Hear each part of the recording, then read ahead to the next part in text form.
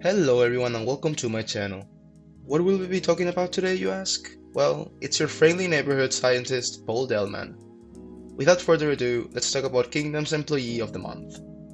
That's right, Paul is a great employee. He was introduced with the release of Icebox, appearing in the screen found in the research area kitchen. In it, we are informed that Paul has been selected as Employee of the Month, and since Icebox is now abandoned, he remains as such. His merits were reinstated when we got the Good Job Paul card in the second act of episode 2. The card shows Paul inside the typical hazmat suit holding an Employee of the Month diploma, which is signed by Kingdom Corporation, a very prized possession that not every worker can say they have. Speaking of work, what is it that Paul does? Judging by the hazmat suit, which in Fracture are shown to be used to protect from radionite, it looks like Paul is performing some sort of radionite research for Kingdom Corporation. Furthermore, the background of the Good Job Paul card is filled with a green gas which is reminiscent of the Radionite Hazard card, tying his work even closer to Radionite. But dear viewer, not only is Paul a great employee, he's also a great co-worker.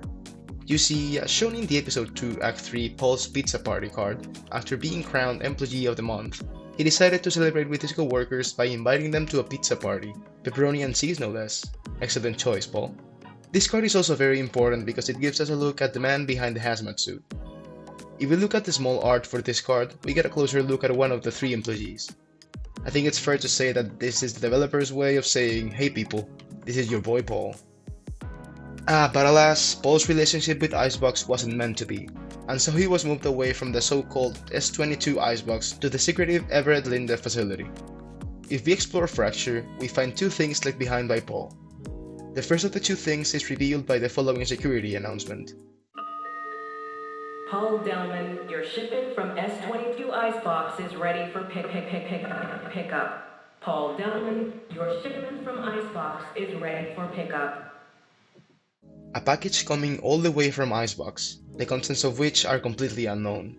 Well, not really unknown. According to a Reddit AMA from September 10th, it appears that Paul is simply bringing over office equipment. Maybe the Employee of the Month diploma is in there. The second element left behind by Paul is a security card. It was issued by Kingdom Corporation, also known as Alpha Kingdom, and it grants Paul a security clearance of level 5. What does this mean?